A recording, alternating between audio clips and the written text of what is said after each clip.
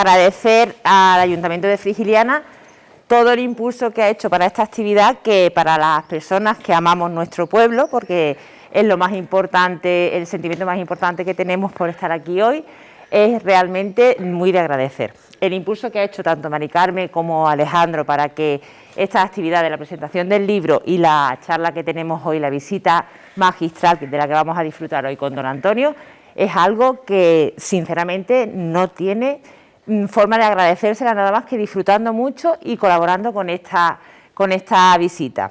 Nosotros hemos preparado una serie de puntos donde don Antonio nos va a explicar brevemente pequeños detalles, anécdotas y referencias históricas de la localidad.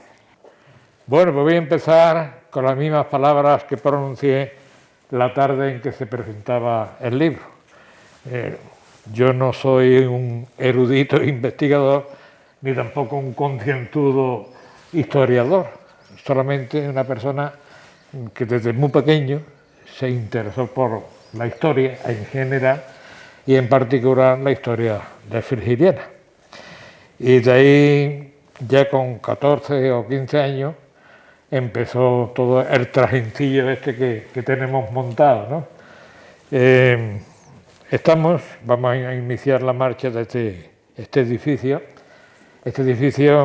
de los más antiguos que se conservan en Frigiliana, casi emblemático como lo es el ingenio y el templo parroquial, y tiene una importancia muy grande porque es uno de los que en el catastro de Ensenada, del Marqués de la Ensenada, que se conserva en nuestro ayuntamiento, aparece como palacio.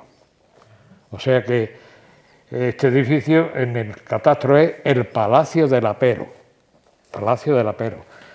Y que se hace a la par que se construye, que se levanta el ingenio.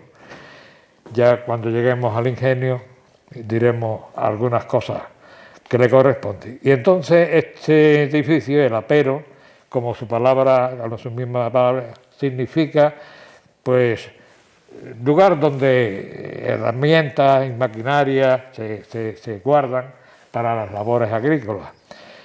Aquí en ese tiempo pues describen esto como una superficie de 1.750 metros cuadrados destinado a caballeriza, a aperos de labranza y a granero. Estaba destinado esto en 2 plantas. El dueño, por supuesto, de este edificio era el mismo que lo era del ingenio, el conde de Frigiliana. Aquí había, según el catastro, había 40 yeguas de vientre, le llaman, de cría, que la tenía el señor conde para seguir con la reproducción de la caballería que él utilizaba. Hay quien dice, yo no lo he leído, pero hay quien dice que el conde llegó a tener 200 animales de carga para las labores que tenía el campo de Frigiliana, porque el campo era todo suyo. Y después ya, cuando los sucesivos condes que vinieron, primero fue Manrique de Lara, después fueron los Saldueñas, le siguieron los Montellanos y por último los Fernández Núñez. Mientras esto estuvo bajo el dominio de estos señores, pues esto siguió utilizándose. Pero cuando ya el último conde, en 1930, los que eran de Fernández Núñez, pues esto ya al venderlo a los que compraron todo lo que era del conde, que era la Sociedad de la Torre, esto se abandona. Vamos, que ya ni... Serviría solamente, pues, yo recuerdo siendo niño, esto no está recogido en el catastro, pero recuerdo siendo niño estaba yo todavía de alumno en la escuela, que aquí había un señor que había venido de un pueblo de Granada, de Jayena concretamente, se llamaba Almendros, me acuerdo del nombre, y este señor había montado aquí una pequeña máquina para triturar, convertir en polvo la corteza de pino, la cual corteza pues servía después para calafatear buques y eso. Y aquí yo recuerdo que me llamaba la atención a mí y a los demás niños, me llamaba la atención el ver la polvareda que había aquí organizada de color rojizo, todo esto colorado, el polvo que soltaba la corteza de pino, que era la que él utilizaba para esta actividad. Esto ya se abandona durante el tiempo en que los de la Torre lo tienen, y hasta abandonan de tal manera que aquí no vivía nadie. Hay un hecho curioso, hay un caso curioso que fue el 27 de enero de 1928, 27 de enero del 28. El 27 de enero es una fecha aciaga para Frigiliana. Ahí ya lo iremos contando más adelante. Otro 27 de enero de otro año que también ocurre una cosa.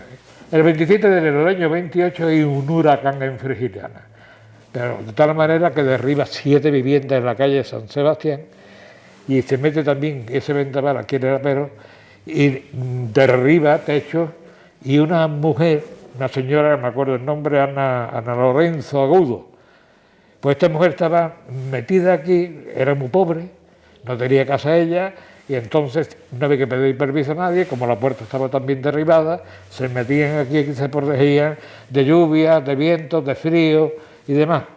Y la mujer estaba aquí en esas condiciones, cayó en la techumbre y la mató. Eso ocurrió en este asunto. El ayuntamiento de Frigiliana nunca se interesó por esto, además no era propiedad, era propiedad de la Torre, que era la que había comprado a los Fernández Núñez todas sus propiedades, y entonces aquí está. Pero, pasado el tiempo, un alcalde habla con los de la Torre y hace una permuta. Aunque esto es particular de ustedes, yo quisiera que pasara al ayuntamiento. Bueno, ¿y tú a cambio qué nos das?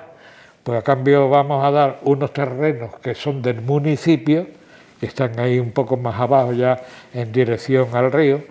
Os damos ese terreno del ayuntamiento a ustedes y ustedes nos ceden el Apero. De esa manera pasa el Apero ya a propiedad municipal, de esa forma. Y estuvo en las mismas condiciones hasta que ya empezaron a meterse en actividades aquí, ¿no? Ya sabemos que tenemos hoy museo, que tenemos biblioteca, que tenemos turismo, en fin, todas estas cosas.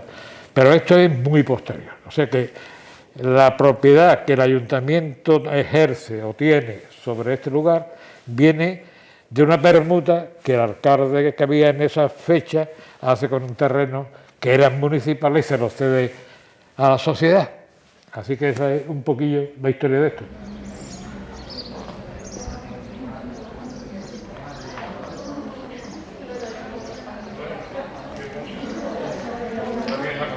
Bueno, estamos en la fachada de la farmacia, que durante mucho tiempo fue el edificio cuartel de la Guardia Civil, la casa cuartel, y tiene también un poquillo de historia, no tanta como el Apero.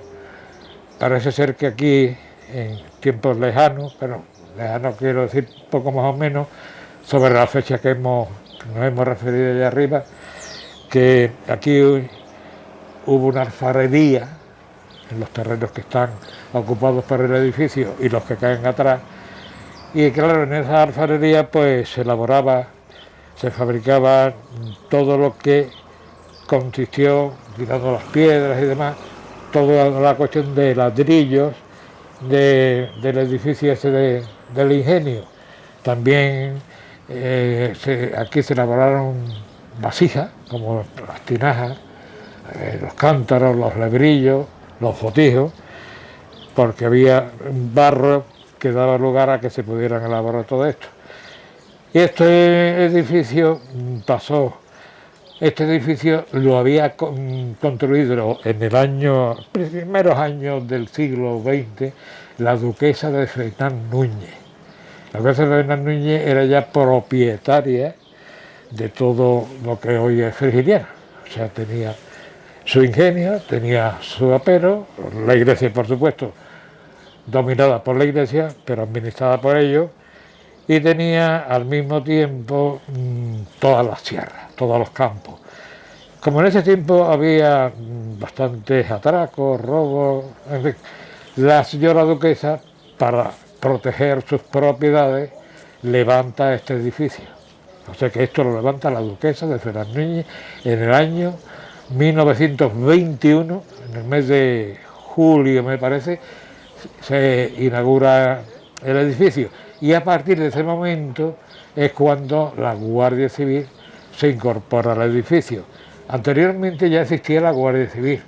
La Guardia Civil estaba, sí, los pocos guardias que había en el pueblo, pues vivían en casas alquiladas, hasta que ya ellos dicen, pues para que la Guardia Civil no tenga que andar unos aquí, otros allí, que este se va, que viene, vamos a hacer el edificio. Y a partir de ese momento es cuando ya existe el cuartel de la Guardia Civil. Este cuartel, en fin, como creo todos los cuarteles, pues ha tenido también, diríamos, una actividad muy significativa en el pueblo, porque yo recuerdo también muchas cosas de las que os digo son personales, ¿no?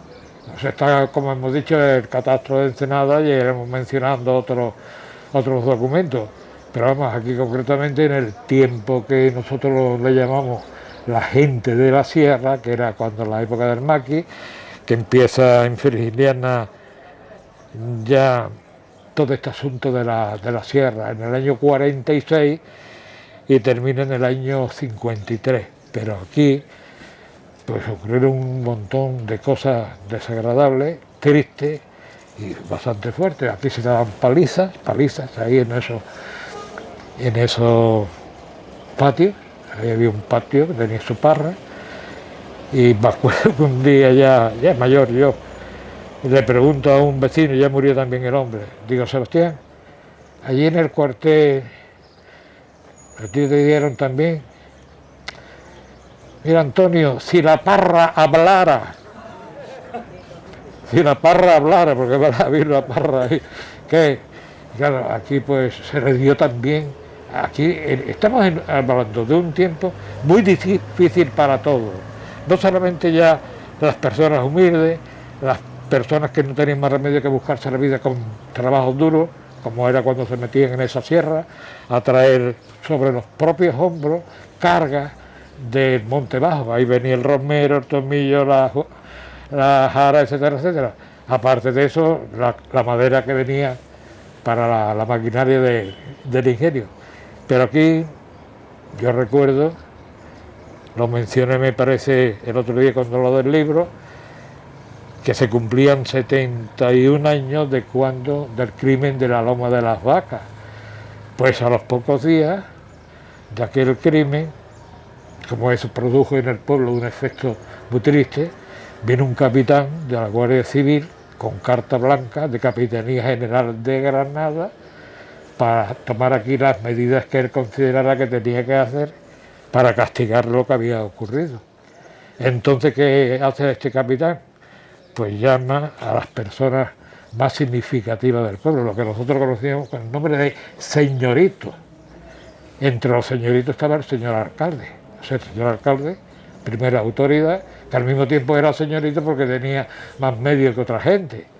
Los llama este capitán a todos aquí, y les fue pegando puntapié, él, la Guardia Civil que él dispuso, el puntapié, en fin, bofetadas y eso, y entre ellos el propio alcalde nombrado por el gobernador civil de la provincia, recibe sus 2 bofetadas de los miembros de la Guardia Civil. Por cierto, también el farmacéutico, es un hombre ya que tendría seguramente más años que yo, don Víctor Nava. El hombre andaba ya con mucha dificultad y cuando le dan los 2 bofetones, el hombre no se pudo callar y le dijo, gracias, le dieron otro, de nada, y todo por el estilo. Hay una anécdota muy curiosa que teníamos aquí a un vecino, también quería significar que era como señorito, y ese había aquí 2 guardias civiles, cuyos nombres no digo porque estaban un poco emparentados con gente que todavía en Frigiliana, y estos 2 guardias civiles tenían la costumbre de irse a un bar que tenía este hombre y se tomaban el vinillo, pero no pagaban. Entonces el dueño del bar viene un día aquí al cuartel y le dice al comandante de puesto, el famoso Cabo Largo, el famoso Cabo Largo, don Antonio, González Sánchez, y le dice, mire usted que el guardia fulano y mengano, eso se meten allí en mi bar, se toman lo que les parece y no me pagan. Ah, sí, y el Cabo Largo era muy recto. Lo mismo para ellos, para los de la Guardia Civil, que los traía así, que para el pueblo. Entonces el Cabo Largo coge a los dos guardias y los castiga y los manda a un cuartel que tenía la Guardia Civil en el Cortijo de Lízar, allí arriba. Allí había el destacamento de la Guardia Civil y allí los estuvo castigado durante un mes. Claro, estos guardias se sintieron muy ofendidos el comandante de puesto lo hubiera castigado allí. Como los pocos días tienen lugar los de los bofetones, pues entonces los guardias civiles dicen, qué ocasión más buena para que a este le den también. Y este no es de los ricos, este no es de los señoritos. Entonces lo llaman también y le dan también sus dos bofetones. Pero fíjese usted lo que es el orgullo, lo que es la vanidad, lo que es esto. El tío iba más contento que unas Pascuas. La calle está arriba porque él había entrado con dos bofetones en el lote de los ricos. Así que fíjense ustedes qué cosa más curiosa de que yo contar de este señorito, aunque me peguen lo que me peguen, podríamos contar algunas cosillas más, pero hay que seguir, ¿no? Bueno, estamos en lo que durante mucho tiempo se llamó el Cañero, esta parte que ven ustedes ya, bueno, eso está hoy precioso, tiene su pavimento, tiene su adoquinado, su barata en condiciones, pero yo lo recuerdo de niño también que estaba todo desmontado. Por aquí entraba la caña de azúcar, que venía de la parte esta baja de los bancales del pueblo, y entraban aquí en caballería, entonces ni carro ni nada, la traían, la pesaban, ahí tenían una báscula, la pesaban, y de ahí pasaba ya al interior, donde estaban los molinos, donde ya entraban los hace con 10, 12, 15, 20 cañas, que lo metían en los molinos. Los molinos tenían cierto parecido a lo que era también una amasadora de panadería. Ya entraban ahí, pasaban los caldos que iba produciendo a las pailas que le llaman. Las pailas era como una especie de caldera muy grande, que estaban hirviendo el caldo, y ese caldo después ya, mediante ciertas elaboraciones, lo convertían en la miel. Esto se movía por rueda hidráulica. Todavía hay unas marcas en la fachada abajo de haber rozado una rueda enorme. Aquí tendría miles de kilos. Aquella rueda pues tendría del orden de unos 8 o 10 metros de diámetro. Muy pesada, iba también engarzada con hierro, y la rueda esa hidráulica se movía con la fuerza del agua que caía para aquella acequia que ven ya arriba. Esa acequia viene desde el pozo de Lízar. Ahí sobre esto se ve una maquinilla que esa es posterior al ingenio. Esa maquinilla se construiría a finales del 19. Pasada por esa, más arriba hay otra y por encima otra. Entonces el agua viene por la acequia desde el pozo de Lízar, que es el estanque que durante la noche acumulaba las aguas para usarlas al día siguiente y regar los campos. Entonces pasaba por la de arriba, la siguiente, y después venía ya a terminar el ingenio. Y en el ingenio era la que tenía, esa era la maquinaria que tenía el ingenio. Después ya en lo que es el edificio, pues lo tienen ahí. El edificio tiene una superficie aproximada, poco más de 2.000 metros cuadrados. Ahí en el interior pues están todavía los sótanos, las galerías, las columnas, todo lo que era cuando lo construyeron los condes. Y en la parte exterior que vemos aquí, pues verán ustedes que tiene, que yo sepa, 2 relojes de sol. Aquí se ve todavía lo que es el hierro de uno de los relojes en el mismo filo. Verán ustedes una balconada muy bonita de la época, estamos hablando del año 1640-41. Y después tenía ya, el edificio tiene 2 niveles. La planta de abajo, que se usaba todavía, precisamente ahí entraban las caballerías con la miel y demás, y la parte de arriba, que era donde tenía su vivienda los señores condes, el primer conde Manrique de Lares y los que vinieron posteriormente. Cuando ya esto estuvo, como ya le digo, hasta el año 1930 en poder del duque que teníamos entonces. Nosotros hemos tenido los Manrique de Lara, los Saldueñas, los Montellanos y los Fernández Núñez, los cuatro. Entonces Fernández Núñez, último conde ya, era duque de Fernández Núñez y conde de Frigiliana. Claro, muchas veces la gente confunde un título con otro título. El título de conde es el último dentro de los más altos, ¿no? El de duque es más importante. Claro, la gente siempre que hablaban de la nobleza aquí en Sevilla decía los duques, los duques, los duques, y claro, es que la gente desconocía que este señor era duque de Fernández Núñez, pero conde de Frigiliana. Ustedes saben que se puede, concretamente en el Quijote, que yo soy muy amante de él, pues tenemos un personaje cuando Cervantes dedica al duque de Béjar, marqués de Gibraleón, conde de Benalcázar y Bañares, vizconde de la Puebla de Alcocer, señor de las villas de Capilla, Curiel y Burguillo. Entonces dice, y esa gente dice, pues ese era uno solo, ese era uno solo, que era todo eso. Bueno, sobre eso hay también chistes y cosas de estas. Entonces ya hay una cosa curiosa que también quiero que sepan ustedes, que es que cuando se redacta el catastro de Ensenada en 1752, los señores que lo componen, es que es curioso porque ese catastro de Ensenada se redacta en Frigiliana en el día 19 de enero, 19 y 20, de los eneros, dicen ellos, de los eneros de 1752 años. Entonces en ese catastro están las fuerzas vivas del pueblo. Y entre las fuerzas vivas del pueblo pues está el cura que había entonces, que ya el otro día lo mencioné, que era don Bernardo de Rojas y Sandoval, que ya, como decíamos, él nos firmaba diciendo que había participado en esa creación del catastro, porque él, por su condición de ser cura, no iba a decir mentira, por lo tanto no tengo que decirlo.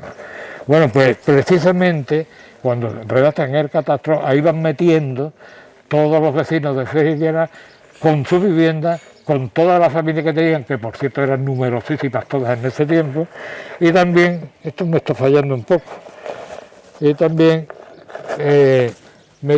hacían por ejemplo un croquis de lo que era la vivienda, las varas que medían la vivienda, entonces no se había inventado el sistema métrico decimal. Se seguía aquí usando el sistema de Castilla. Se habla de arroba, de quintales, de libras, de cuarterones, etcétera, etcétera. Bueno, pues cuando están ellos redactando el catastro, anotan todo, es muy curioso. El catastro para mí es un libro en frigiliana interesantísimo, como caligráfico, como histórico, como estadístico, es muy completo el libro ese. Y se conserva en el ayuntamiento, es de los pocos libros que están conservados en el ayuntamiento. ¿De cuántos habitantes estamos hablando en esa época? ¿Perdón? ¿De cuántos habitantes estamos hablando en esa época? Aquí, de la época de que se hace el siglo XVIII, 1752, podemos decir que aproximadamente eran unos 1.400 vecinos, ¿no? Digo, mejor dicho, habitantes, porque no debemos confundir, esto está claro también, habitantes con vecinos. Vecinos era el cabeza de familia. Vecino, cuando aparece en los catastros, es cabeza de familia. Entonces, el cabeza de familia es el vecino. Y ese cabeza de familia tiene a su cargo su mujer y 5 hijos, por ejemplo. Estos ya son vecinos. El cabeza de estos ya son habitantes. El único vecino es el cabeza de familia. Bueno, voy a terminar esto.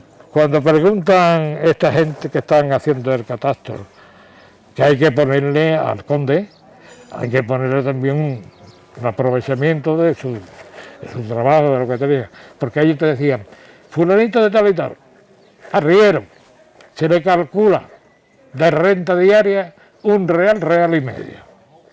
Fulanito de tal y tal, Pues alpargatero, pues, había muchos oficios en ese tiempo, muchos. Está curioso los oficios que aparecen aquí en el registro. Entonces, alpargatero, no cuánto. Vamos a ver, el conde, vamos a meterle mano al conde. El conde no le metes tu mano así por la buena. Entonces, no, se le calcula que a lo largo del año tiene 100 jornadas de molienda. Entonces, ellos calculaban que al año este hombre molía durante 100 días la caña de frigiliana. Bueno, pues vamos a calcular la renta, el beneficio de estas 100 jornadas de moler caña. Pero no aparece. No sé cómo se las arreglan, de que cuando van a dar la respuesta a esa pregunta, es la hora ya de levantar la sesión. Pero es que llega la tarde, donde vuelven a reunirse, y se les ha olvidado de que quedaba eso pendiente. Pues pendiente está hasta el día de hoy. No sabemos, normalmente dice 100 jornadas por temporada, era lo que ellos molían. Pero no dice cuánto le dejaba al conde. Ahora el conde no necesitaba que se lo diera porque él tenía muchísimos ingresos, tenía todos los impuestos que cobraba a toda la población, y después tenía una serie de impuestos, como era, por ejemplo, había un impuesto muy curioso que todavía me acuerdo, el voto del señor Santiago. Es que de cuando la Reconquista, el Santiago Apóstol y Sierra España, pues resulta de que también cobraban un impuesto por levantar la espada y matar moros y todas esas cosas. Y aquí ya no se mataba moros ni nada, pero había que seguir cobrando el impuesto.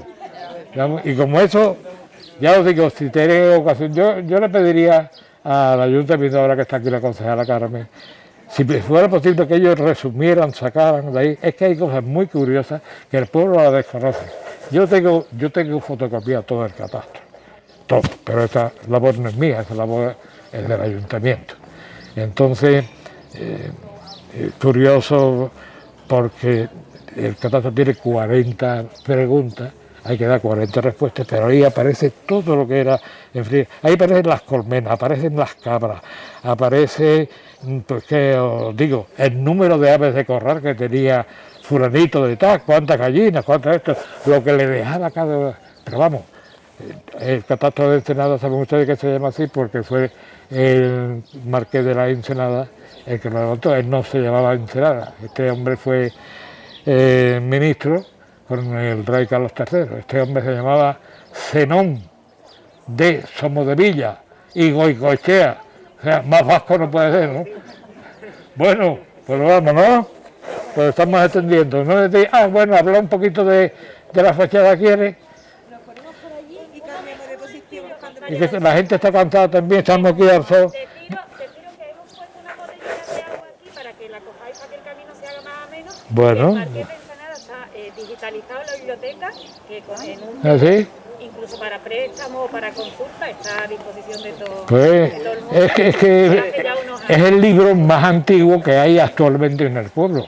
El libro más antiguo del pueblo, ese creo que no está.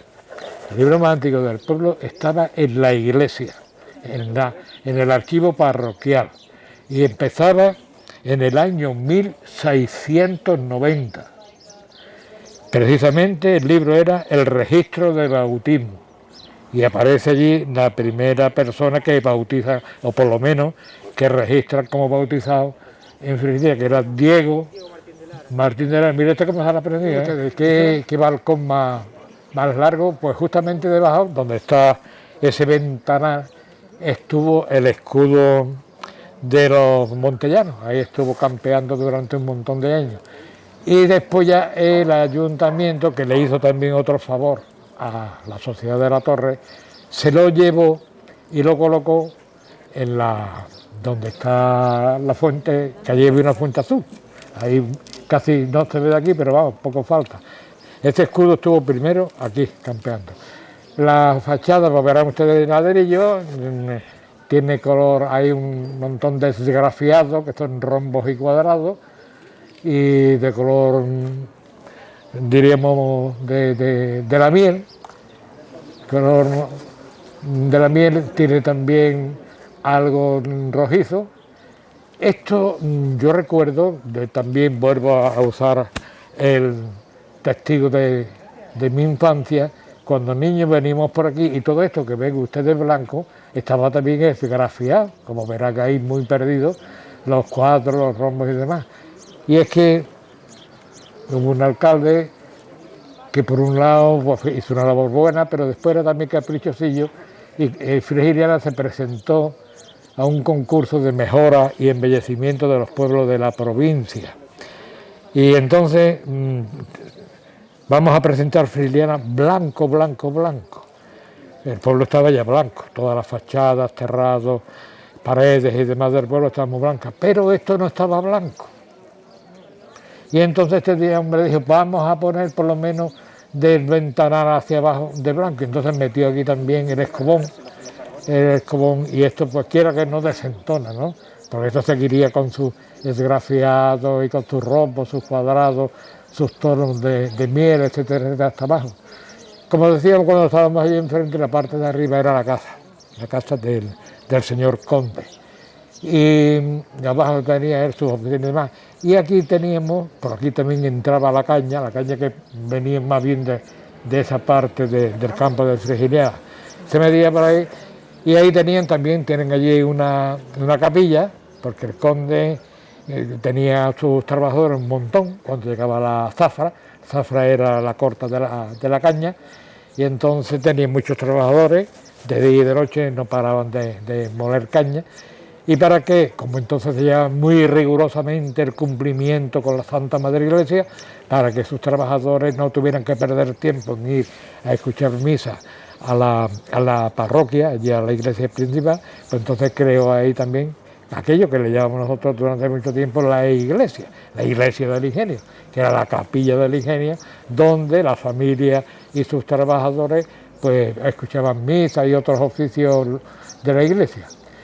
Y después ya, pues lo demás hemos visto allí lo que es en el palo del reloj, ahí hay dos hornacinas, que verán que esas hornacinas están, diríamos, desocupadas desde la Guerra Civil Española del 36, ahí se daba veneración a dos imágenes, a San Raimundo, que es el nombre que tuvo el ingenio se llamó de San Raimundo. Y ahí estaba la Virgen del Carmen y San Raimundo en la otra. Y cuando llega la Guerra Civil, junto con un montón de daños que se hizo a muchos, el pueblo de Frigiliana fue siempre muy religioso. Siempre hay constancia, tanto en los libros de la Iglesia como en otros, de la religiosidad del pueblo. Y cuando ocurre lo de la Guerra Civil, a los 7 días de declararse el movimiento, la guerra empezó, como saben ustedes, declarada el 18 de julio del 36, por 25 de julio, 7 días después, ya estaban aquí anarquistas, milicianos, gente procedente de Vélez de Málaga, incluso de Nerja, que vinieron a acabar con los santos, con todas las imágenes que hubiera, no solamente en la iglesia, sino en la ermita de San Sebastián, aquí esos dos. Y ya cuento una cosa curiosa, que esto ya es de mi familia. Yo tengo la cabeza de una imagen de un santo que se veneraba en Calixto, que ya saben ustedes que es un poblado de ahí arriba de Frigiliana. Es San Ildefonso. San Ildefonso había sido arzobispo de Toledo en el siglo V. Pero por lo que sea, lo que vamos a contar. Aquella Calixto perteneció a una abuela a una tía de mi abuela. Y entonces quedaron contando. Cuando ellos se vienen ya a vivir al pueblo, se traen también a San Ildefonso, a la imagen, y lo meten en su casa. Llega la guerra, alguien les dice a los anarquistas estos que han venido de fuera, mira, ahí en el estanco, mi abuela tenía el estanco, ahí en el estanco hay un santo, yo no sé qué es, que dice que es antiguo y tal y que va, entonces hay que llegar. Pero alguien le avisa a mi abuela diciendo, mira, que esta gente que han venido a quemar santos y eso, se van a llevar el que tú tienes aquí. ¿Y qué hacemos, qué no hacemos? El santo tenía lo que es la cabeza enroscada al cuerpo, que se podía desmembrar una parte de otra. pero ya mi abuelo pensó que el mejor sitio de esconder la cabeza, por lo menos para salvarla, era en una madriguera de conejo que había en la cuadra. Es curioso, ¿eh? Así que desenroscan la cabeza, la meten en la madriguera con los conejos, y quién iba a pensar que allí estaba la cabeza de San Ildefonso. Entonces, claro, yo no se iba porque lo habían denunciado, y dice que ahí hay un santo y tal. Venga, venimos a por el santo, que no se quede, aquí no hay nada, aquí lo único que queda, y le enseñaron el busto, le llevaron el resto. Aquí lo que queda es esto, y dijo uno de ellos, bueno es. Cogieron un hacha y en el mismo escalón de la puerta le dieron el porrazo y demás. Digo esto porque referente a estas imágenes, esto también le pasó lo mismo, también las derribaron, se cayó aquí y demás. Después ya el negocio de por sí, lo que eso deje, lo que eso trabajara, la jornada que tuviera, eso ya a mí no me corresponde, ¿no? Eso, si dejaban, ganaban, perdían, eso no sé yo. Bueno, y aquí estaba el aserradero de la torre, como necesitaba mucho combustible para hervir las mieles, los caldos y convertirlos en miel, pues esos combustibles venían de la madera que tenían ellos en la sierra, todos esos pinos, pues de la torre mandaban a gente del pueblo, jornaleros, estaban en la sierra una temporada cortando pinos, los troceaban, con unas sierras enormes, de larga, con más de 1 metro, un par de metros, que se ponía uno en aquel extremo, el otro en este, y aserraban los troncos y demás, y lo convertía en lo que nosotros llamamos los troncones. Y esos troncones iban las bestias, los arrieros de Frigiliana, por ellos, donde lo tuvieran cortado, en los hoyos, en el cóncavo, donde fuera.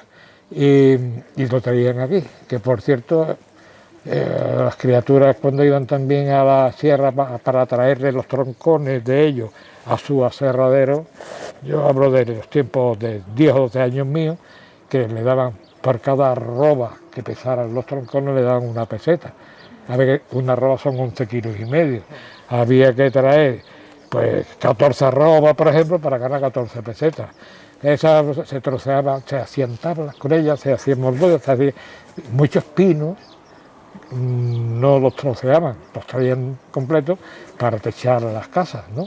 O sea, ya hoy casas con vigas de madera pues quedarán pocas, pero al principio hasta los ataúdes de Frigiliana se hacían con madera de pino.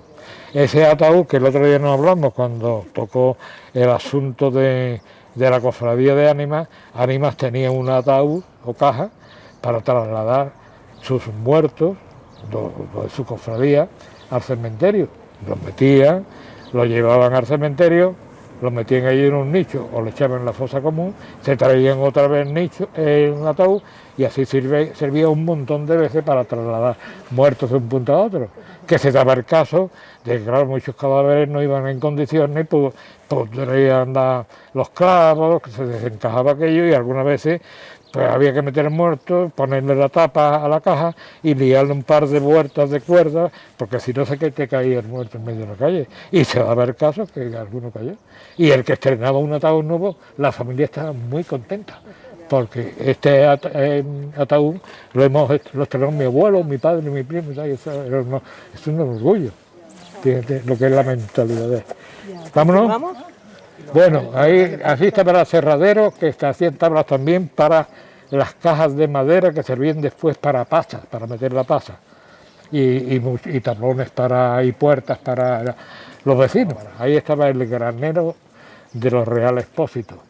Eso se llamó también más tarde, eso siempre fue los Pósitos, el granero de los Pósitos.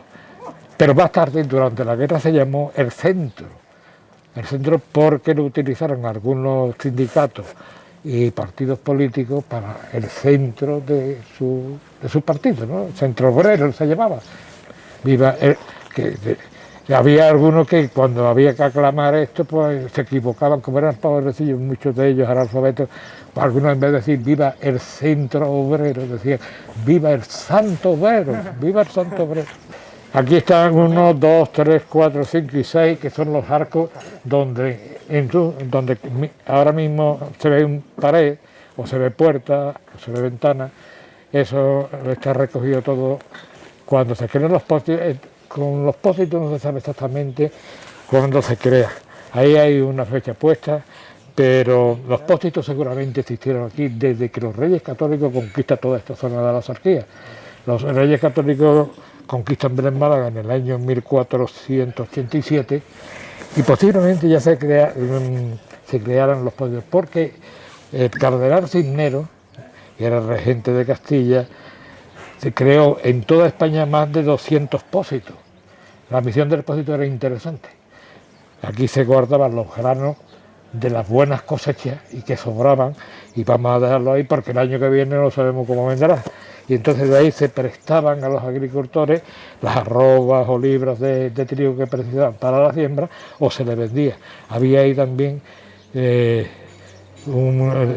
ahí se sacaba también para la elaboración del pan, se convertía en harina y demás.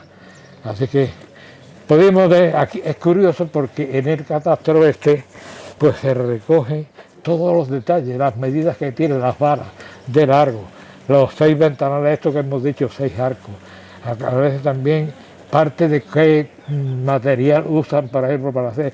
Ellos hablan de una palabra que se llama alcatifa. Yo no sabía lo que era alcatifa, pero resulta de que cuando se está tejando una vivienda, entre teja y teja siempre queda un hueco, ¿no? Viene una teja, otra teja, otra teja, otra teja, y entonces entre una y otra queda un espacio libre. Entonces eso se rellena de, por ejemplo, que digo yo, de caña o de lo que sea, y ese relleno que le meten a las que ellos le llaman alcatifa, los que hayan tenido trato con la construcción seguramente que saben que eso se sigue usando así, alcatifa.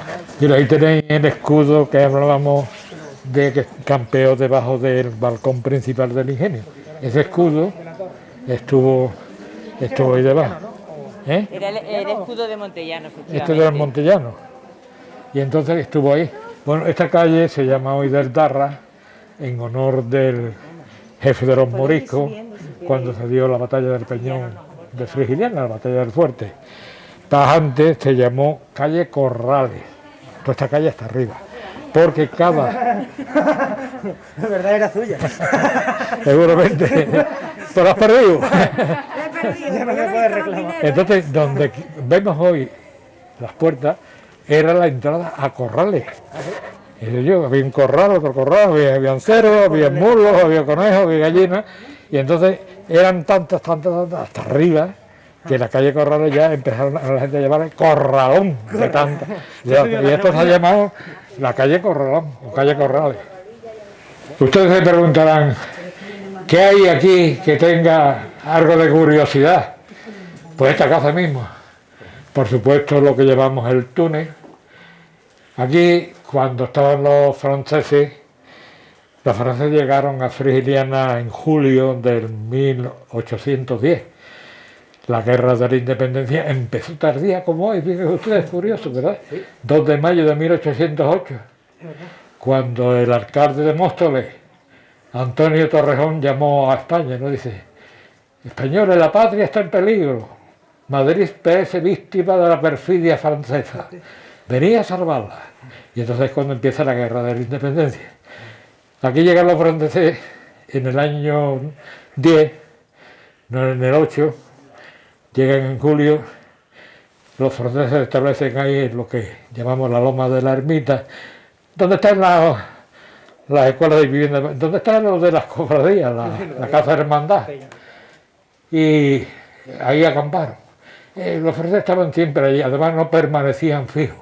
Ellos salían para Cómpeta, para Torró, para Nerja, por ejemplo, y después de esa jornada se integraban otra vez al campamento que tenían en toda la Loma de la Ermita. Y había un francés que hizo cierta amistad con una familia que vivía aquí.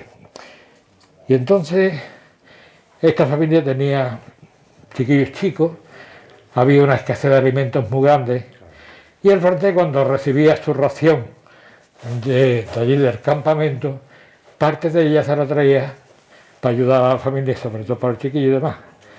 Así una vez y otra vez, hasta que ya se fue descubriendo las intenciones del francés. Aquí había una muchacha, 18, 20 años, muy guapetona, y el francés ya le dijo un día al padre de familia que quería buscar mujer española, tal y que cual. Entonces, que se descubre el ajo, y el padre de esta muchacha se lo cuenta a un pariente. Mira, ahí hay un soldado francés que cuando le dan la comida allí en los hartos de la loma aquella, me trae algo para los chiquillos. Pero mira, está pasando esto. Se lo cuenta a su pariente. Dice, pues tú no te preocupes, tú para eso lo vamos a arreglar. Tú le dices al francés que esta noche cuando quiera, que se venga para acá, que ya le prepararemos nosotros el asunto. Entonces el asunto consistió en que el pariente se subió a los hartos de unas escaleras que tenía una parte que daba abajo, y cuando el francés estaba subiendo escaleras arriba, cogió un bocino que tenía en la mano y le secó la cabeza. Claro, de esa manera acabó el asunto aquí, pero claro, los franceses tomaron represalias. El pago de la horca, que está allí al lado del apero, como sabemos, se llama así porque no solamente desapareció este aquí, cuando ya se van los franceses en el año 12, los franceses estuvieron aquí 2 años, poquillo más. Y entonces cuando se van, pues se descubre, este caso no se descubrió, pero se sabe después, por ejemplo, que hay en el huerto del palacio, el huerto del palacio donde está la calle del agua, y ahí apareció un soldado francés que habían enterrado, que desapareció en misteriosas circunstancias, y otro que también tenían enterrado era en una cuadra de la plaza de la Fuente, allí lo tenían enterrado también. Y entonces cuando se va, antes de que se descubriera todo esto, porque ya se habían ido, se dan cuenta en el campamento de ahí de la Loma de la Ermita que de vez en cuando desaparecía alguno. Y entonces cuando ya los mandos franceses empiezan a tomar medidas, y entre ellos pues van matando a los que se pronuncian más en contra de ellos. Y a partir de ese momento, es cuando se le llama aquello la horca, porque anteriormente no hay ningún documento, anteriormente a esto, no hay ningún documento que mencione aquel paraje con el nombre de la horca. El ayuntamiento empieza ya a mencionar la palabra la horca a partir del tiempo de los franceses que hemos dicho, que desaparece esto. La historia de esto, del Tajo este, que le hemos llamado siempre el Tajo del Peñón, una redundancia, ¿no? Es como si decimos un campesino del campo, ¿no? Como poco más o menos. Pues la historia está, bueno, el Tajo este, el ayuntamiento, cuando ocurre lo que vamos a narrar, ya le llama el Peñón de la Sabina. La Sabina es un árbol parecido, es como un pino, un pino de estos de que hay en la Puerta del Cuartel, ¿cómo se llama el árbol ese? ¿Algún abeto, cosas de estas? Una conífera, la sabina es una conífera. Y entonces aquí había un peñasco como 3 o 4 veces lo que ha quedado. El peñasco ese llegaba hasta aquí. Y tan es así que por las noches guardaban, el Tajo tenía una visera muy grande, enorme, y por las noches, para protegerla del frío de la noche o lo que fuera, metían unas yuntas de vacas, la metían bajo esa visera, o sea que se ve claramente que tenía que ser bastante larga la visera para meter vacas y a resguardarlas. Y Tajo el Peñón, pero ocurrió que toda la Navidad del año 1935 y prácticamente todo enero del 36, pues estuvo lloviendo mucho por aquí.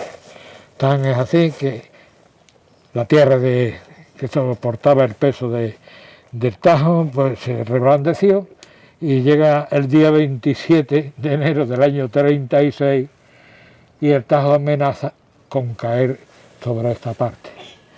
Entonces, la gente, como a todos le sacan su cosilla, sacaron una coplilla. Yo no sé que todos los versos, solamente sé 2 o 3 versos, y hablan del primer hombre que se da, primer vecino, que se da cuenta de que algo estaba pasando, que se había movido. Porque aquí, claro, cuando el hombre Francisco Mena Herrero, Mena, el guardia, yo me acuerdo siempre del guardia municipal Mena, era Mena el guardia municipal, nieto de este Francisco Mena Herrero. Francisco Mena Herrero había venido aquí, no había entonces servicios en las casas, a hacer sus necesidades y demás, y se da cuenta de que en el suelo hay ya una grieta. Entonces a él le extraña aquello porque no había visto nunca aquello, y para comprobarlo dice, cortó un trocillo de palo y lo puso de orilla a orilla de la grieta, pero pasó un ratillo, resulta que el palillo se ha colado, lo cual es señal de que esto va a más, hasta que claro se da cuenta de que el Tajo está en peligro. ¿Qué hace Francisco Mena Herrero, como dice en los versos? Que al trabajo caminaba, al pasar por el peñón notó que se despegaba. Total, que pilla el hombre y avisa a toda la vecindad, mira que está... Había un matrimonio, estaban recién casados, era Félix Agudo y Araceli Castillo, y estaban viviendo ahí, y claro, los pobrecillos tuvieron que volar también, y perdieron todo lo que tenían de ajuar, en fin, una pena. Cuando ya este hombre pues se desplaza a la iglesia, coge las campanas, las voltea, y el pueblo despierta a toque de campana. ¿Qué pasará? ¿Qué no pasará? Mira que el Tajo del Peñón se está moviendo y va a caer encima del pueblo. ¿Y qué? Entonces el ayuntamiento dispuso que esta calle de la Peña, este callejón de arriba del Santo Cristo, todas estas casas de abajo, hasta llegar al frente de la posada y todo eso, todas estas calles las desaloja por completo. Aquí no queda ningún vecino. Ahora ya la parte próxima a la iglesia, ahí se fue el que quiso irse, pero ya el ayuntamiento no obligó a nadie que se fuera. Y a partir de esa fecha, el ayuntamiento, claro, como había un peligro grave, que lo que hace, pues manda una comisión de vecinos al gobierno civil de Málaga para que mande aquí a alguien y que pueda arreglar la cosa. Entonces el gobierno civil manda un equipo de técnicos, presidido también con ingenieros y todo esto, llegan aquí, trocean el Tajo, que era 3 o 4 veces lo que es, y entonces lo hacen trozos, y al mismo tiempo pues le meten por detrás, donde poco que queda ahí, por abajo, detrás, tiene unos cables que le cruzaron ellos mediante barrenas y cosas de estas para sostener un poco. Que ya os dije el otro día cuando el libro que la gente de Nerja criticaba esto, diciendo lo bruto que somos los de Frigiliana, que atamos los tajos con tomisa, ¿no? Claro, no era una tomisa. Y ya a partir de ese momento, pues la gente ya se va viniendo también cuando han visto que esto no pasa nada. El Tajo, pues el ayuntamiento le da el nombre de Sabina, anteriormente era el Tajo Peñón. Buenos días. Buenos días. Entonces el ayuntamiento, Buenos días. Dios le da el nombre de Sabina, pero era el Tajo Peñón. Y ya está. No creo que... Adiós. Cuando no había servicios en las casas, pues esto era el desagüe de todo lo sucio del pueblo. Las necesidades corporales y todo lo que da una cocina, una casa de suciedad, y esto que daba asco, como todas las entradas y salidas del pueblo. Nosotros nos ponemos, si llegamos a alguno de los puntos que veamos, oye, el pueblo salía de aquí hacia el campo por este sitio, pero ahí no se podía pasar. No se podía pasar porque aquello era un fangal de porquería arrojada por la vecindad, que no había dónde tirar todas esas inmundicias. Y esto era exactamente igual, muy sucio, muy sucio. Pero sí, ya los sucesivos ayuntamientos que han venido se han ido esmerando y han puesto esto con su pilleta ahí muy bonito, hasta eso. La leyenda dice, era también el 27 de enero, por eso yo os decía que el 27 de enero es una fecha triste, una ciega para el pueblo, ¿no? Lo del vendaval que derriba el apero y mata a la vecina Ana Lorenzo Agudo fue un 27 de enero del año 28. Esto es 27 de enero del año 36. Hay un 27 de enero que sí tiene ya otras miras.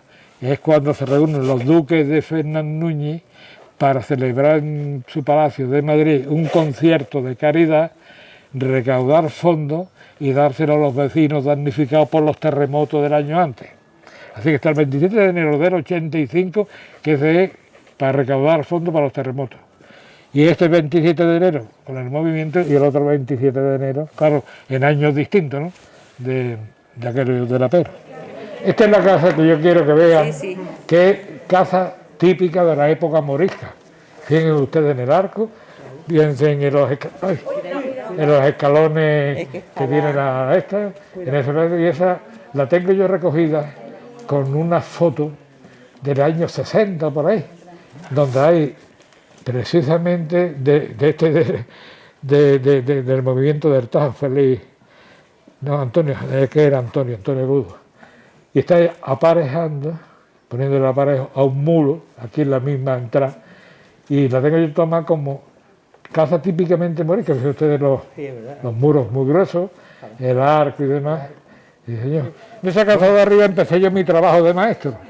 Aquello era una vivienda como cualquier otra vivienda, no tenía nada de particular, pero tiraron los tabiques, los corrieron todo y salió con una superficie de unos 50 metros, poco más o menos. Y ahí había una escuela, sus bancos, sus pizarras y sus maestros, que yo empecé ahí a trabajar de maestro. Así que cuando yo subía, esta era la calle, la he subido yo miles de veces, ¿no? Porque fueron un montón de años los que estuve ahí. Y de ahí ya pasamos abajo, al Zacatín, y del Zacatín ya traspuse para Morón y Sevilla y todo eso. ¿Y niños y niñas separados? No, en aquel entonces niños por un lado y niñas por otro. Aquí estaban niños y niños. Más antes que yo entrara, esta era de niñas y aquella de niños, pero siempre separados. Lo mismo aquí arriba que abajo. Abajo habían también dos escuelas, no era todavía colegio, ¿no? Porque el colegio siempre son 3, 4, 5, 6 cursos y demás. Entonces era la escuela de arriba, que eran estas dos, y las que estaban ahí, en la calle Real, la escuela de abajo. Las niñas en una clase, los niños en otra clase. Además, rigurosamente llevado. En mis tiempos todavía estaba esto poblado de gente, ¿sabes? Esta es la puerta a un huerto donde el propietario se llamaba Víctor. Y en ese huerto Víctor había sembrado rábanos. Y por las circunstancias que fuera, hubo un rábano que destacó sobre todos los rábanos. Enorme, que llamó la atención y venía la gente cuando venían a visitar el peñón, vamos al peñón, que se ha movido el peñón, que dice que van a... Bueno, pero de camino llegaremos a ver el rábano virto, ¿no? ¿Y qué tenía el rábano virto? Que era un rábano enorme. Y eso le llamó a la gente, y ya claro, el éxito consistía en hacer 2 visitas, el movimiento del trabajo y el rábano virto. Calle Santo Cristo, paralela a la peña por la que hemos venido, y ese edificio verán ustedes que es una construcción, si no reciente, no muy lejana, y ahí hubo una ermita en la que incluso se decía misa. Hay una bula que se conservaba en la iglesia, en el archivo, pero como en todos lados pasan cosas, ahí también ocurrió en la iglesia, en el archivo un día, hace ya unos años, los señores de Málaga, del obispado de Málaga, pues vinieron, y una gran parte de los libros que ahí se conservaban, algunos de la antigüedad, como os digo, de finales del siglo XVII, y se fueron y ya los han vuelto a ver más. Y entre eso habían algunas bulas, ahí habían 2 bulas firmadas de puño y letra del Papa. Estaba la bula del Papa Pío VI, Pío VI, que concedía a las ánimas benditas indulgencia a todo aquel que rezara y dijera algunas preces en el altar de las benditas ánimas del que hablábamos el otro día. Y había otra bula, esta era de Gregorio XVI, que daba también indulgencia a todos los que vinieran a esta ermita que estaba aquí, donde se veneraba al Santísimo Cristo de la Salud y de las Aguas. Esto está en el año 1834. En el año 34 hubo una epidemia en Frigiliana, de aquellas que hablamos el otro día. Si han leído ya parte del libro, verán ustedes que si sacáramos todas las epidemias, todas las plagas y todo esto, llenábamos una libreta, tantas como hubo. Bueno, pues una de ellas fue en el año 34, murieron mucha gente, y entonces esta capilla, en la cual se dijo misa, porque el Papa tenía dispuesto que el que de la misa aquí y rezar y demás, tenéis también indulgencia. Ya sabemos lo que, para los que no lo sepan, la indulgencia es un beneficio que te proporciona la Iglesia para que cuando te vayas al otro mundo te vayas derecho al cielo, no tengas que pasar por otro sitio. Y entonces esta capilla funcionaba en esa época, que la pidió un cura. Bueno, el nombre del cura era Orbe, se llamaba Orbe, y se la concedió un deán de la Catedral de Málaga, que es el que concedió esa bula. El manuscrito en el que se habla de ella, yo no sé si se lo llevaron o sigue ahí. Lo que sé es que ahí faltan un montón de documentos y demás que no se tenían que abrir. No tiene que abrir, bueno, no tiene que abrir por una razón, porque ahí teníamos todos nosotros, toda nuestra ascendencia. Yo, por ejemplo, mi árbol genealógico, que llego a todos ellos hasta el principio de ellos. Mi familia era oriunda de la provincia de Granada. Y vinieron aquí 2 hermanos que se casaron con 2 hermanas. Y se llamaban Sánchez Liranzo. Y de ahí venimos a parar hasta aquí, ¿no? Así que, y entonces esos libros, que tú cogías tu nombre, y era muy sencillo hacerlo, cualquier se quiera un árbol genealógico es una cosa del otro mundo, es muy sencillo. Eso es muy sencillo, eso. ¿Cómo te llamas tú? Cerezo, Sánchez. Bueno, pues venga, Carmen o Maricarmen, estás allí, como estabas tú sentada, te bautizaron, pues aparece allí tu fecha de nacimiento y el bautismo. En esa hoja donde está tú asentada pone el nombre de tu padre, el nombre de tu madre. Ya, pues muy bien. Vamos al libro siguiente donde la mano están ya los abuelos.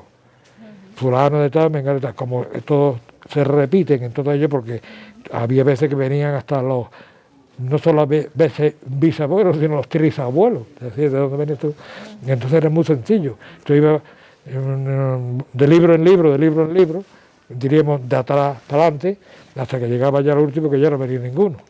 Y entonces eso es curioso, ¿no? Porque aparecen ahí toda tu ascendencia y eso.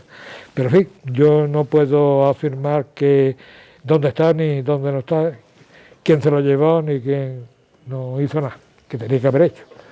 Bueno, pues este Cristo de la Salud y de las Aguas que se decía en misa, y ya después de esos muertos que hubo con la epidemia del año 34, pues ya se abandonó. Claro, si se abandona, los techos se van, las vigas se van pudriendo, se cae el tejado. Y yo recuerdo de niño, de haber venido por aquí también, y estaba ya lo que era el firme de la capilla de ermita, lleno de hierbajos, de escombros y demás, hasta que ya el ayuntamiento decidió quitárselo, digo la iglesia, no el ayuntamiento, la iglesia decidió quitárselo de encima, lo compró un vecino y le dio ya la forma que le convino. Bueno, pues vamos a seguir. Aquí hubo donde están estos, el barco ahí hubo una fuente que vamos a ver en la otra punta. Es curioso, os la cuento porque cuando en el año 1911, hace ya también 110 años, el marqués de Lario estaba muy agradecido al pueblo de Frigiliana porque cada vez que el marqués se presentaba a diputado a corte, los votos de Frigiliana se los llevaba él. Aquí tenía él algunas fincas que eran arrendadas y claro, tenía influencia sobre la gente. Que venga, el marqués de Lario, un tal Bienvenida que venía ahí de la parte de Periana, siempre el marqués de Lario se llevaba los votos. Y el hombre, claro, en agradecimiento, tengo que hacer algo al pueblo de Frigiliana, y entonces regala las 2 fuentes de abajo, la que está, como se ha llamado siempre, la fuente del estanco frente a la tienda de Silveria. Hay una fuente y una de la plaza. Esas no son las que puso el marqués, esas ya son réplicas de las que trajo el marqués. Entonces, el marqués de Lario, sí, no, esa fuente, la del marqués, podía estar ahí. Pero en fin, esto forma parte de otro capítulo. La cosa es que, bueno, marqués, una fuente aquí, no había agua potable entonces, por supuesto, en las casas, y entonces el ayuntamiento dice, pues mira, como en el barrio alto no hay agua para los vecinos en una fuente, vamos a ponerle, el ayuntamiento, por nuestra cuenta, una fuente a la gente del barrio alto. Y entonces encargaron una fuente de mármol que se instaló justamente ahí donde están las rejas esas, ahí. Pero después ya también algún ayuntamiento, alcalde, se la llevó, que está en esa fuente que estaba ahí, sí está allí en la punta aquella.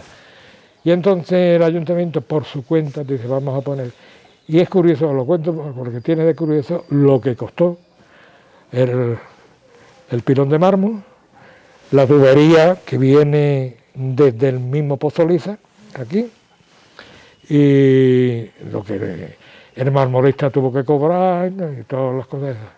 No llegó a €1, 135 pesetas. Está recogido en el ayuntamiento, 131 euros, son 166, pues fíjate tú, ni a €1 llegó todo eso. Vamos a ver. ¿Quién tenía en aquella época ese dinero? Hola, claro. ¿Verdad? Bueno, vamos. Ahí tenéis la fuente. Esta es la fuente. Esta es la fuente que tú ya se nota que tiene años, ¿eh? Y la salida ya al Pozo de Liza, que está arriba, por lo que llamamos el callejón de la Chorrera, ¿no? Lo pondrá por ahí, sí, la Chorrera. ¿Por qué era la chorrera? Por el chorro de agua que venía, claro. Todo el chorro de agua que corría por esto, lo mismo que la fuente vieja. ¿Por qué se llama aquello el chorruelo? Pues por lo mismo. Bueno, esta parte, como saben ustedes, tiene el nombre de calle Alta. Nosotros de siempre la hemos conocido y se le conoce con el nombre de Barri Barto. Barri Barto, la deformación de Barrio Alto, que tiene mucha historia también esta parte, mucha historia.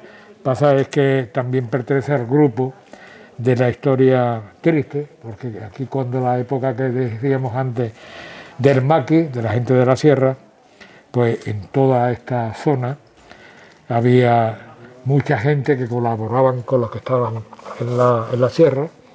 Aquí la Guardia Civil estaba prácticamente de continuo, porque en muchas de las casas pues llegaba suministros de tabaco, de aceite, de pan, de dinero.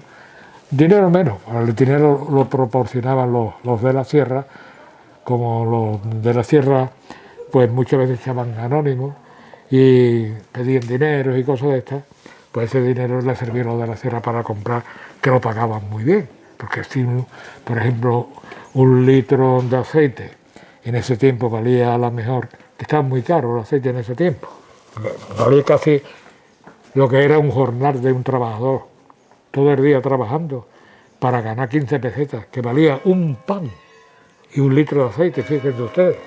Todo lo que del trabajo se iba en 1 litro de aceite o en un pan. Y entonces los de la sierra, claro, encargaban, mira, en la casa del fulano me metes, si podía, me metes pan, me metes aceite, me metes tabaco, me metes lo que sea. Y estos de la sierra pagaban muy bien a los que colaboraban con ellos, de manera que a lo mejor una garrafa de aceite, que son 16 litros, que debía ser a lo mejor, ¿por qué te digo yo?, 200 pesetas te daban 2.000, para que nunca les faltaba. Y toda esta zona del barrio Alto adquiere también una fama muy, muy desagradable, incluso a los propios vecinos, los propios habitantes, de forma despectiva, no de otra manera, pues se le daba el nombre de barribartero.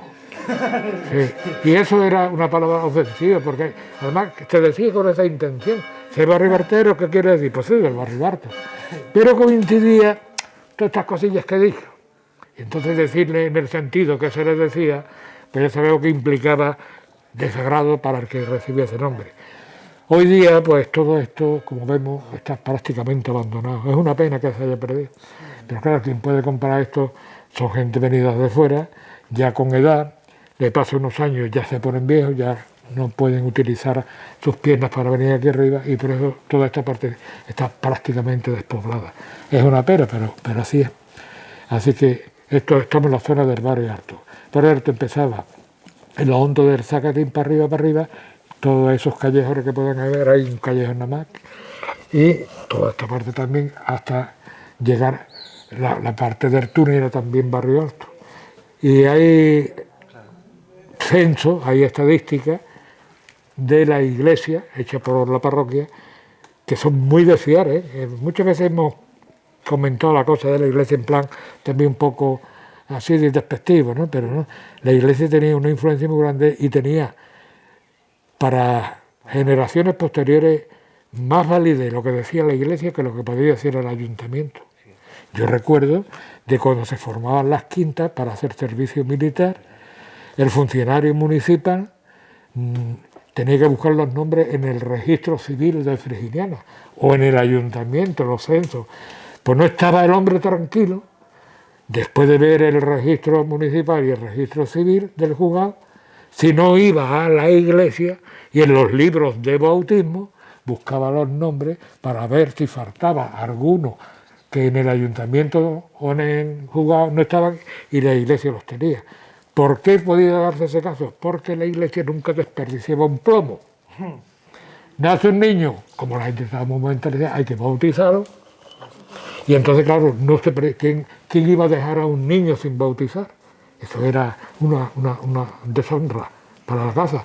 Entonces, claro, si no, este mozo que buscamos para el servicio militar, aquí no está, pero puede estar en la iglesia. Y efectivamente estaba allí registrado y faltaba en el otro lado. Por eso quiero decir que hay un censo del año 1840 y tanto, donde la iglesia dice el número de viviendas que tiene el pueblo. Y salen 282. De esas 282, 152 en la calle baja, como ella llama, calle baja, y el resto, barrio alto. Aparece en el centro de la iglesia, aparece el nombre de Barrio Alto.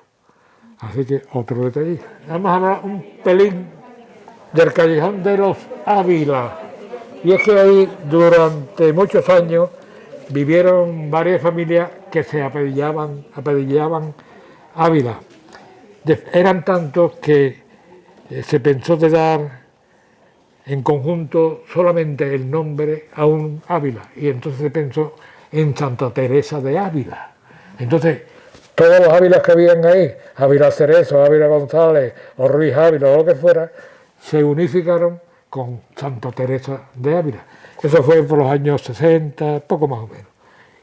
Que desde esa fecha se llama Santa Teresa de Ávila, pero antes eran los Ávila. Había bastante gente viviendo aquí. Eran también gente humilde, toda la parte esta, de aquí arriba y ahí todo esto. Y ahí se notaba la diferencia también de la parte esta. Fíjense, es curioso, ¿eh? Es un escalón que ponga límite a vivir casi en la pobreza, a vivir ya más desahogadamente. Bueno, pues aquí terminaba, que era así. ¿Por qué? Porque el pudiente a lo mejor tenía mejor casa ella que este que vivía aquí. Y eso ya los diferenciaba para todo. Los diferenciaba en la cuestión económica, en la cuestión social, en la cuestión religiosa, en todo. Bueno, vamos a iniciar de arriba a abajo la calle Zacatín, de las calles más antiguas de Frigiliana. Antes de Calle Alta, Calle Real, toda aquella parte que hemos visto de la Peña, Santo Cristo y todo eso, existió esta calle. Zacatín, si buscamos en el diccionario, pues nos dice que es una calle donde se venden tejidos, pero vamos, aquí se vendía de todo, ¿no? Y esta es de las primeras calles del pueblo. La parte más antigua de Frigiliana es desde aquí para allá. Esa es la parte más antigua. La iglesia en medio, calle Zacatín, la plaza de la iglesia, callejón de la iglesia, calle Charruelo, y esa es la parte más antigua. Incluso, fíjense, la casa del inquisidor, pues justamente en la parte más vieja, más antigua de Frigiliana. La casa rectoral, la casa del cura, pues también está eso.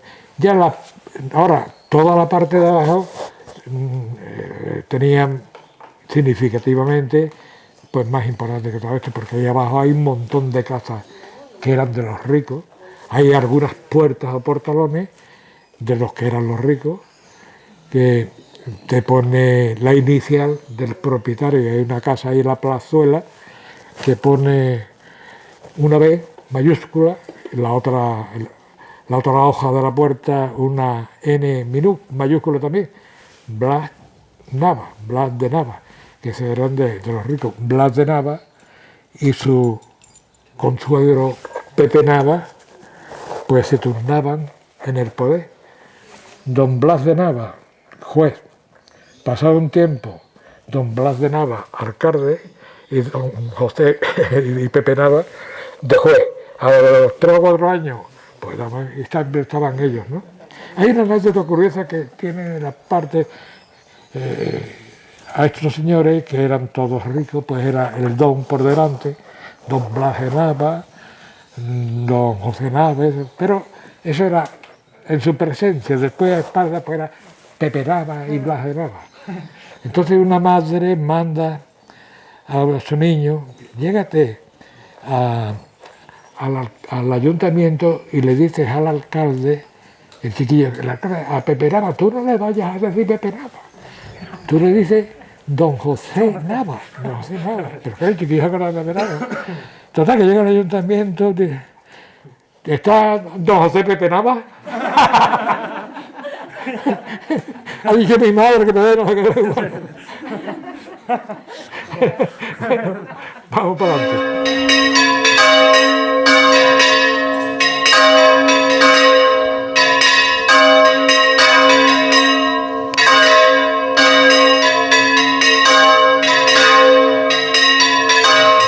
A esto se le llama el portal de Aurelio, porque aquí vivió un señorito, Aurelio López Sánchez, y le dicen el portal de Soto porque aquí estuvo viviendo, antes de este Aurelio que digo, el cura del pueblo que se llama Soto, y le llaman el portal de Soto, de Soto. Y había aquí ya un hombre de familia muy humilde, cuando ya el cura no estaba, que vivió en la misma casa y sin tener nada que ver con el cura también le decíamos Soto.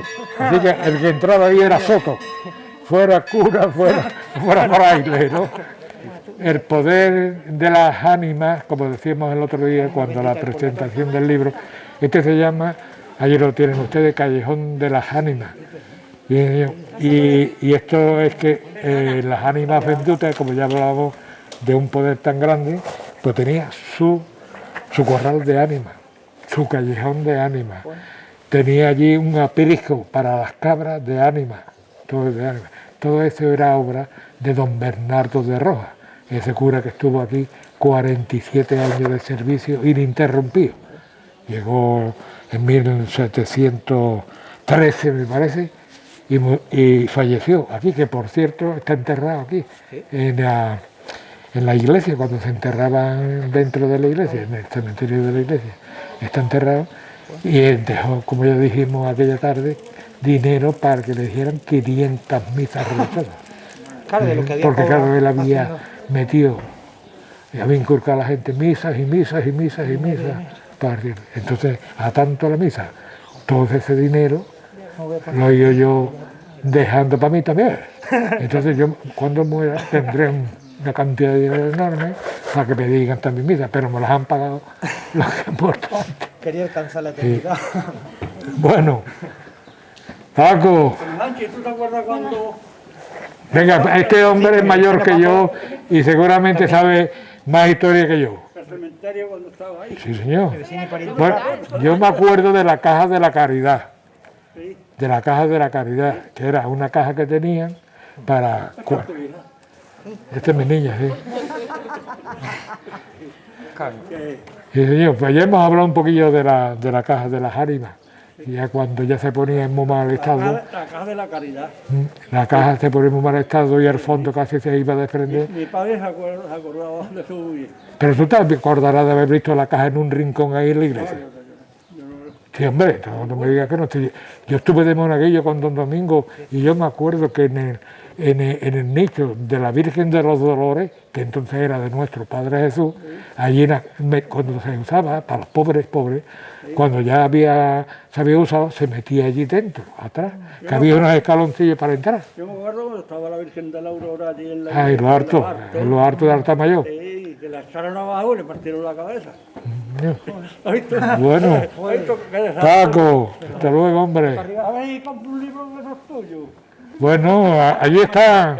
Allí no se hace discriminación, allí puede entrar todo el mundo. El ayuntamiento.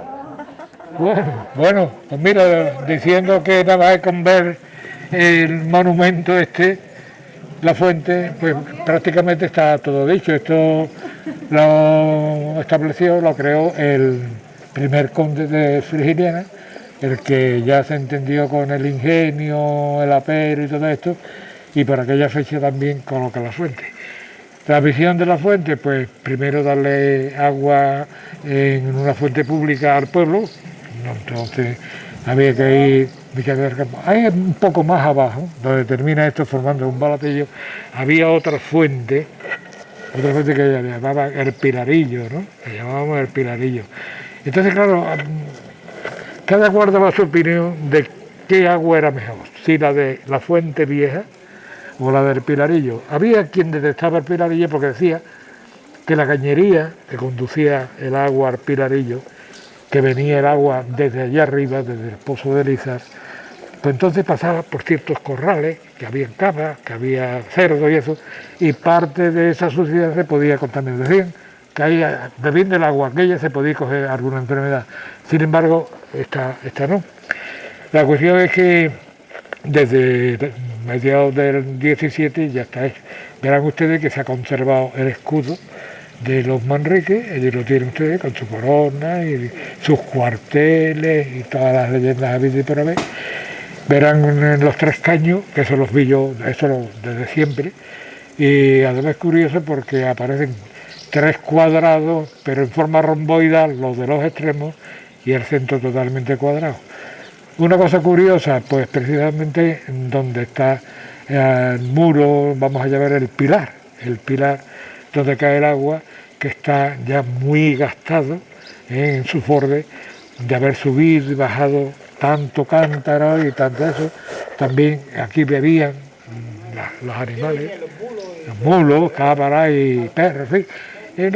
La gente no, como teníamos también, además de esto, teníamos en el pueblo otras cuantas fuentes, pues esto era prácticamente para la gente de este sector, del chorruelo que le llamamos, ¿no? Saben ustedes qué chorruelo es, porque también chorreaba el agua, lo mismo que allí arriba, ¿no? La chorrera. ¿Por qué la chorrera? Por la cantidad de agua chorreaba por aquellas paredes, por aquellas peñas y eso. Y esto, el chorrero. Es una cosa que le gusta a la gente, ¿no? Porque ha conservado, fíjense ustedes, sus ladrillos, sus columnas y tal, el escudo. Y además, hace unos años el ayuntamiento, que lo vio muy deteriorado, preparó un tipo de pintura que coincidiera con la que él tenía, y le dieron ese tinte de almagre, lo que sea, y tiene el mismo color, la misma forma, los mismos caños, todo, que cuando se creó en el siglo XVII, dice yo. Ahí tiene también esos pilarillos y el escudo de los montelleros, que es curioso, ¿no? Porque son pocos los escudos que tenemos en Frígilis. Solamente está el que hay en la puerta de la posada, Fuente Azul, ya lo veremos a la vuelta, y el de los montellanos, aparte del escudo del ayuntamiento. El ayuntamiento, cuando crea su escudo municipal, que es el que actualmente tiene, estudia, por supuesto, los escudos de los que dispone y con ello hace un resumen para sacar el escudo de Frigiliana, 1964, 66 por ahí. Eso es lo que puedo decir. Miren ustedes, hay una cosa curiosa aquí, que es la parte media de abajo arriba, que está también, es quizá la única casa que en Frigiliana nunca se blanqueó, porque esto del blanqueo y de la cal aquí en Frigiliana, estos son muchísimos, ya que Frigiliana, claro, al estar en un terreno calizo, pues había muchísimas caleras para cocer la piedra y después hacer el óxido de cal y después convertirla ya en el hidróxido, que es la cal apagada. Y precisamente aquí en Frigiliana se blanquea desde siempre, desde tiempo inmemorial. Se ha blanqueado todas las fachadas, los terrados, todo. Y esta casa siempre se quedó atrás, que no sé por qué, parece que... Y nunca ninguna autoridad, porque hubo autoridades que a lo mejor se metió con algún vecino de esa fachada que tú tienes que está de asco, me la blanquea. Sin embargo, aquí nunca se metió nadie. Todos conocemos la historia de la iglesia. Verán ustedes que ahí hay unos azulejos. Esos azulejos los puso no hace muchos años un cura que tuvimos en Frigiliana, se llama Sánchez Luque, José Sánchez Luque, conocido por el cura Pepe, no quería que le dijéramos don José. Yo estaba en la escuela dando clases y llegaba allí a visitarnos a los maestros, a los niños, todos los chiquillos, don José, don José, don José. Y yo, Pepe, Pepe, Pepe, bueno, pues muy bien, Pepe. Le decía el cura Pepe, porque él lo quería. Y este hombre, claro, sabía que ahí en la iglesia, dentro del templo, hay una primera viga que está justamente encima de la ventana que vemos abierta.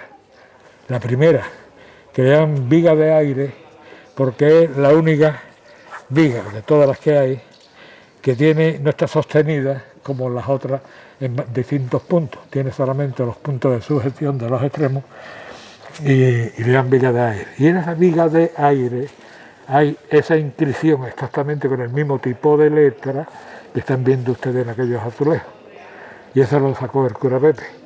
En la inscripción pone Bernardo de Godoy, que era, diríamos, el maestro de obra, dice, maestro mayor, me fecid, desde cimiento año de 1676. Entonces, claro, ese fue el arquitecto que dirigió las obras. Los que no han estado dentro, pues cuando quieran, la puerta está abierta, como es natural. Yo ahí no mando nada, pero vamos, yo la veo abierta y para que se pueda entrar. Las imágenes que hay todo igual, se han hecho muchas reformas de revoco, parcheo, vigas, el artesonado, imágenes sagradas. Ahí había un montón de imágenes que cuando la guerra todas desaparecieron. Unas sí eran de madera quemada, las otras rotas, como es natural. Ahí se estableció en el año 36 un comité del pueblo. Ahí entraban las caballerías cargadas con productos del campo o de donde fuera. En ese tiempo todo lo que ahí se vendía era prácticamente, diríamos, de balde, porque lo que ahí entraba había sido quitado a los propietarios. Bueno, en la casa consistorial, el ayuntamiento, pues no siempre estuvo aquí. Pero en el tiempo en que ahora vamos a ver ahí en el Torreón, ahí estaban los pósitos. Esto era una casa particular, como cualquier otra. El ayuntamiento estaba ahí. O sea que esa fachada hasta arriba, todo eso era el ayuntamiento, lo mismo que hoy esta parte. En el tiempo que estaba el ayuntamiento en esa parte, pues se encontraba ahí el servicio de los pósitos. Pósitos, si ustedes lo buscan en el diccionario, dirá que significa depósito. ¿Depósito de qué? De grano, de excedente, de productos agrarios, que en los años de mucha abundancia se guardan y demás. Aquí estaban las oficinas, o sea, ahí ahora lo vamos a ver. Y estaba también el arresto municipal, la cárcel, verán ustedes que tiene unos muros tremendos donde estuvo la cárcel. Todo eso está recogido ahí en el cadastro de Ensenada. Y las oficinas del pósito estaban ahí, aunque después, conforme fue adquiriendo más importancia el pósito, se fueron allí a la entrada, como hemos visto, donde estaban los arcos, y allí pusieron el granero. O sea que aquello era el almacén o el grano. Y la parte de oficina y demás. El pósito fue siempre una ayuda muy importante. El pósito lo crearon los Reyes Católicos. Ya les dije que era el cardenal Cisneros el que creó más de 200 pósitos en toda España. Y tenía una función que era muy importante. Por ejemplo, el pósito de Frigiliana. El pósito de Frigiliana resolvió muchos problemas económicos a mucha gente que tenía en tierra, porque prestaba dinero o prestaba grano. Y el dinero que te prestaba era a unos intereses muy bajos, para devolver en 4 años. O sea, el señor del pósito, que era el señor alcalde, necesito un dinerillo, que tal y que cual, bueno, ¿cuánto quiere? Pues vamos a suponer que pedía el hombre 10 pesitas, que más no se podía pedir a lo mejor en tiempos malos. Las crece, ellos no decían el interés, ellos no decían el rédito, ellos decían las crece. O sea, tú me has prestado a mí 10 pesetas y yo sé que no te debo devolver 10, te tengo que dar una mejilla más. Esa mejilla más que te doy son las creces, es el interés. Y el interés era muy bajo. el interés era un 2%, fíjense ustedes. Eso que era. Y devolver en 4 años. O sea que yo he cogido 10 pesetas y todos los años tengo que devolver 2,50, ¿no? Pongamos por caso. Con unos intereses casi ridículos, porque de cada 100 pesetas que tenga que dar 2 pesetillas más. ¿No? Y por eso fue siempre, yo recuerdo, siendo yo alcalde, que la gente, cuando venían aquí, las personas de más edad, los mayores, que siempre eran muy respetuosos, habría también sus más y sus menos, pero en el tiempo que yo estuve de alcalde, que era en el año 66 al 68, todavía había personas de mucha edad que entraban con un respeto al ayuntamiento, venían con su cabeza a la puerta, se descubrían, ¿da usted su permiso? No, todo con mucho respeto. Y entonces preguntaba a algunos, ¿dónde va fulano? Dice, voy a la casa del Pósito. O sea que para muchos vecinos, el ayuntamiento, lo importante que tenía era que estaba ahí el Pósito. No decir voy a la casa del Pósito. Y la casa del Pósito, la primera casa, fue todo esto, cuyo Pósito vamos a ver ahora. Bueno, vamos a ver solamente lo que era la entrada y ya está. Aquí verán ustedes las orzas estas que tienen su significado también. Allí se ven también algunas que están marcadas y demás. Pues miren ustedes, por donde a la espalda vuestra estaba la entrada a la cárcel y de ahí se subía a donde estaba el Pósito que estaba arriba. Ahora mismo al estar cerrado no podemos ver la anchura del muro, pero es bastante ancho. Y ya está, y yo hoy día, pues, no sé si una familia hay aquí o hay alguna más. Aquí sí. Aquí está viviendo. Yo me acuerdo. Esta casa la han comprado María Nava y Esta casa era de doña Marta, que se la ha quedado. Aquí vivían los Polillas, José Polilla y Paco. Sí. Después, esa casa se comunica con una de que está en la calle, que era la casa de Federico Torres. Y aquí, pues había, bueno, hoy donde está esta Jorge, aquí había un terrado que tenía sus escaleras para subir, pero ese lo quitaron.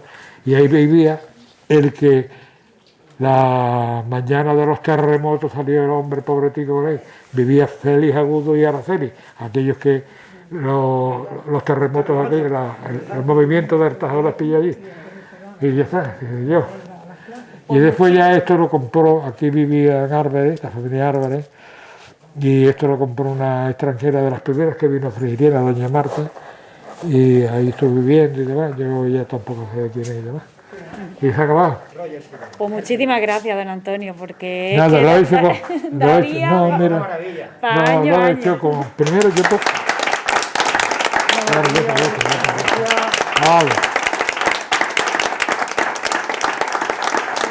Vale, gracias.